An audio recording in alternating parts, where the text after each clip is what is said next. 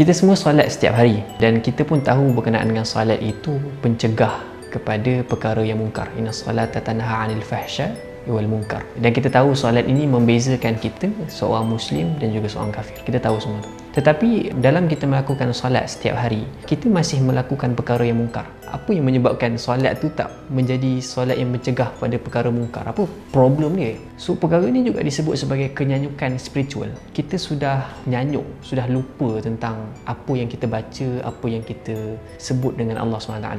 Kadang-kadang kalau macam kita pergi masjid, balik masjid tu, mungkin adik kita ke mak kita tanya, imam baca apa tadi kat masjid?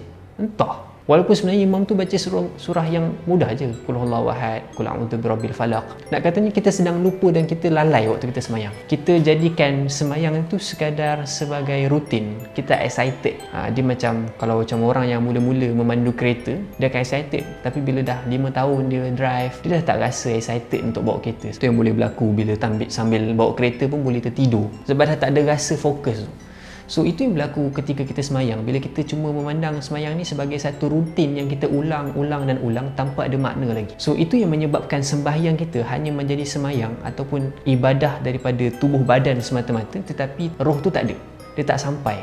Dalam surah yang lain Allah SWT berfirman dalam surah Taha, Innani anallahu la ilaha illa ana fa'budni wa aqimis salata li dhikri. So dalam ayat surah Taha ni Allah kata tunaikan salat wa aqimis salata li dhikri, untuk mengingati aku. Jadi tujuan solat ialah untuk mengingati Tuhan.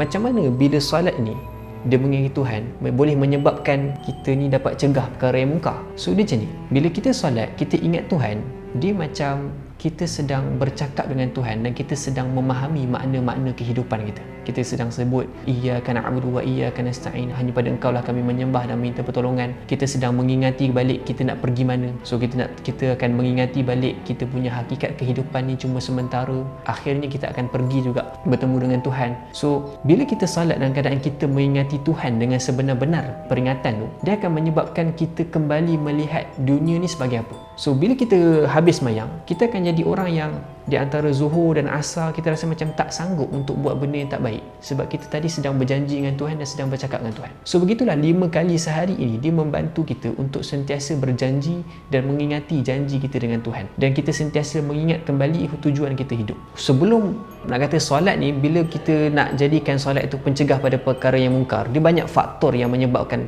solat itu kena jadi sempurna. Antaranya ialah kita kena menjadi orang yang merenung Al-Quran itu sendiri. Kita kena menjadi orang yang kembali membaca Al-Quran dan merenung apa yang Allah sampaikan dalam Al-Quran. Dia satu proses yang sangat-sangat panjang yang kita belajar untuk memahami Tuhan, untuk belajar memahami kehidupan dan sebagainya lah.